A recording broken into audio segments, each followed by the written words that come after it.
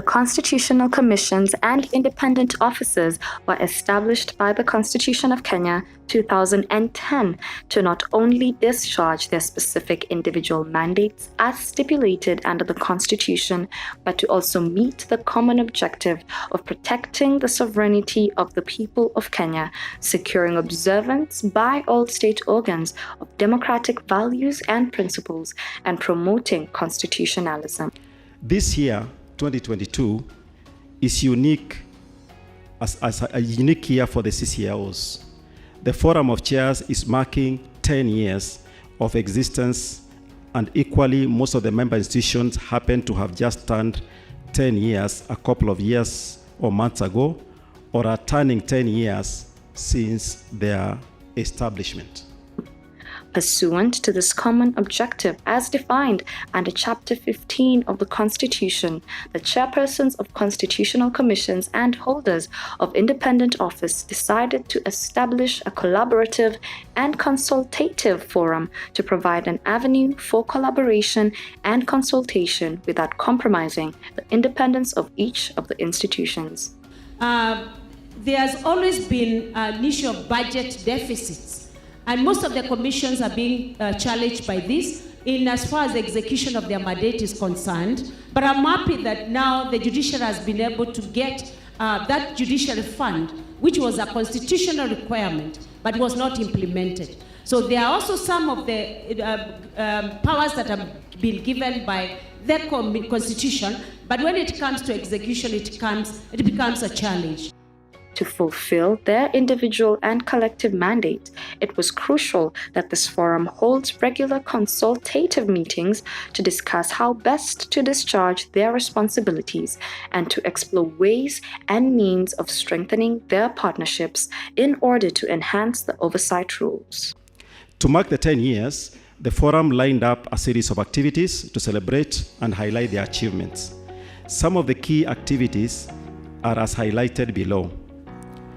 A public lecture, which was hosted in conjunction with the University of Nairobi last week.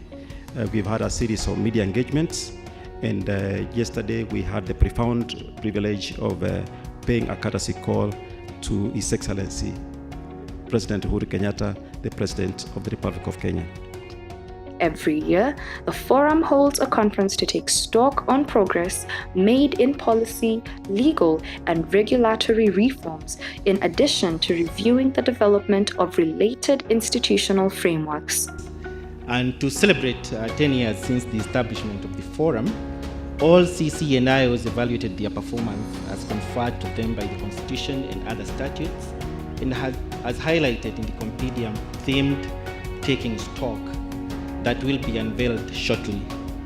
The compendium also highlights the CCIO's strategic direction for the next 10 years and aligning them to the government's blueprints. The report, launched on April 13, 2022, highlighted their critical milestones during the last decade in the discharge of their respective mandates so that the public and other stakeholders can draw inspiration from these unique stories. But the commissions and the independent offices were created in recognition of the reality that the three traditional branches of government could not optimally protect constitutional democracy.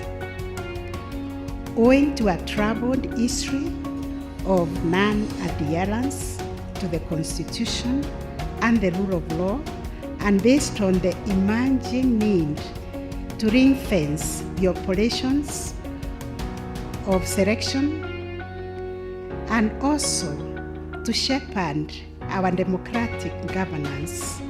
So we were created as Chapter 15 commissions and independent offices.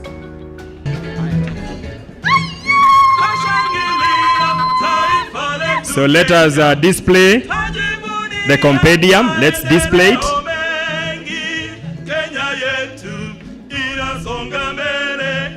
Let us display the compendium.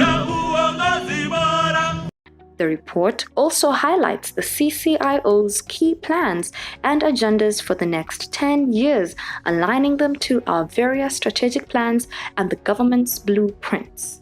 Indeed, the celebrations were a reflection of the splendid service that the institutions have selflessly rendered to the citizens amid a myriad of challenges.